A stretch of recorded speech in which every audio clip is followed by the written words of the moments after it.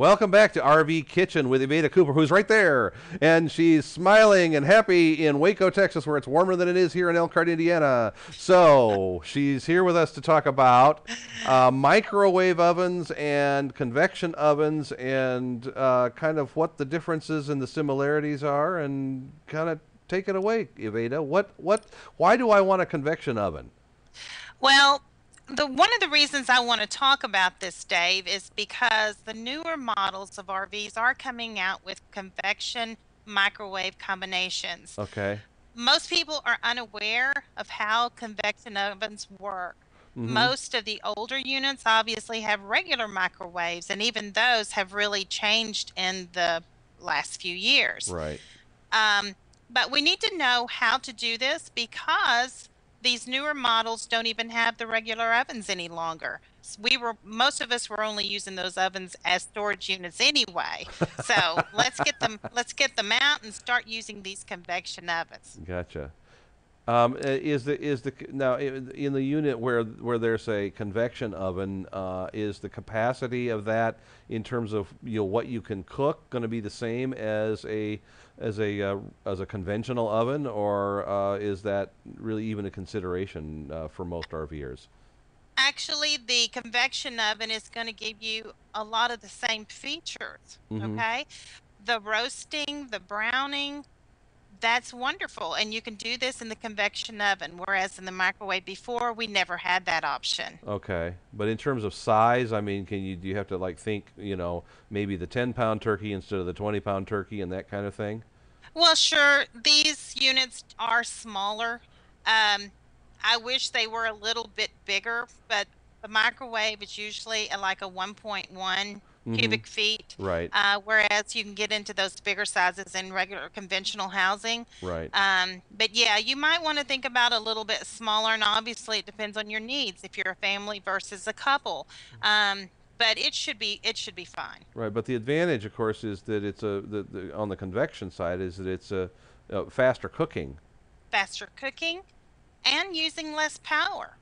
Oh, Do you, okay. do you know that it uses 50% less energy, whether it's gas or electric, Wow. that you used before? The convection oven uses 50% less energy. Well, then I mean, that's certainly a selling point on that. One of the questions that occurs to me is, sometimes this may not be true here, and you can tell me, when one appliance tries to be two or three things in combination, sometimes one aspect of it will suffer. And I'm just wondering if is it better to have a combination microwave and convection oven, or are you going to be a little better off in terms of performance to have two, one of each instead, or how does that work? To me, this is a great thing. The microwave alone, to me, it was inadequate. Mm-hmm. Most of us only used it for something that we reheated, Right. not something that we cooked. Because if you've used microwaves before, you'll notice that if you flipped it, you might have something a little tough around the edges where it's not really good in the center. Mm-hmm. It wasn't really adequate. Right. And if you didn't have a turntable in there, you had to always stop about a third of the way through, turn, Gotcha. that sort of thing, because it would cook unevenly. Mm-hmm. The convection microwave actually takes all of that away. Because it's a fan force cooking, heat cooking, it actually gives you that ability to brown Mm-hmm. and heat and cook evenly, just like a regular oven. Well, that's terrific. Now, are these programmable? Can you say throw a frozen something frozen in there, send it through a defrost cycle, and when it's done with that, start the convection cooking? Or Yes, you can. mm-hmm. There's lots of things that you can do with this. They have one button that you can push where it automatically set for time, or you can go ahead and program the specific temperature Mm-hmm. and obviously how much time you want it in there. Because say for instance you were going to be cooking something at 350 degrees and you wanted it to run 14 minutes, Right. you can do that. Yeah. Well, it sounds like this. It's obviously the versatility is a pretty strong feature here.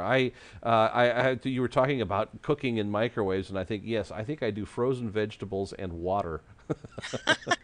But, Well, I mean, it's certainly a handy thing for defrosting, although I don't use it for that as much personally in my home. But seems, yes, there is a limited number of things you really want to cook in a microwave. you're right. And we were always concerned about what kind of items we cooked in when we put it in the microwave. If you put Oh, yes. anything metal in there, look out. You were Yeah. going to have fireworks going on. Right. With the convection oven, you don't have that problem.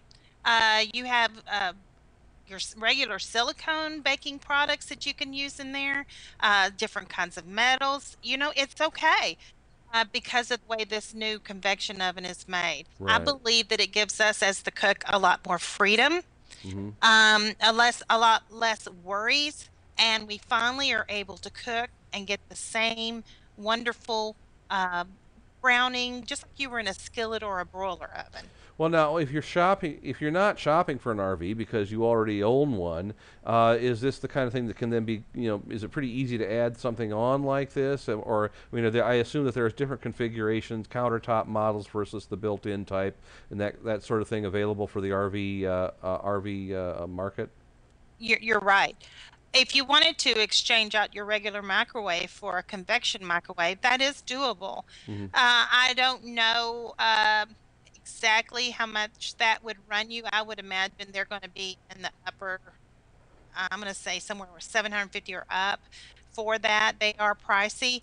If you wanted to purchase something that you could put on your countertop, obviously you can get it for a lot cheaper than that. Okay. And if you're able to do it, I'd say go for it. Okay, so yeah, that's the one thing. Now, the convection microwave ovens are very, very inexpensive in most cases, but the convections do run you just a little bit more then, or maybe a fair bit Yes. more.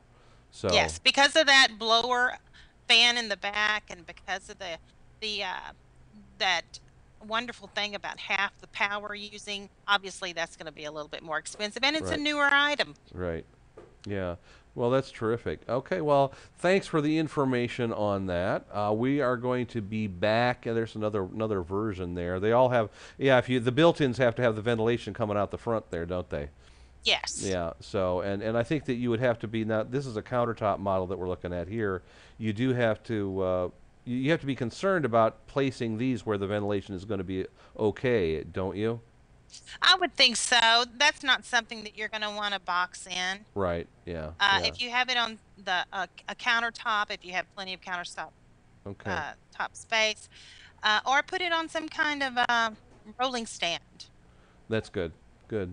Okay, we are going to be back in just a moment. Aveda is shopping for an RV, and she's by video is taking us along and giving us her impressions of one of the RV kitchens that she's looked through in the last week. So stay with us on RV Kitchen. Today's show is brought to you by Angie's List, where you'll find thousands of unbiased reports and reviews about service companies in your area. Whether you're looking for a roofer, plumber, house cleaner, dentist, or even a doctor, Angie's List members share their experiences with each other so that you can choose the service company that's right for your job. Companies can't pay to be on Angie's List, and the reviews come from people just like you who have had experience with the companies mentioned. To find out more, go to rvnn.tv and click on the Angie's List ad.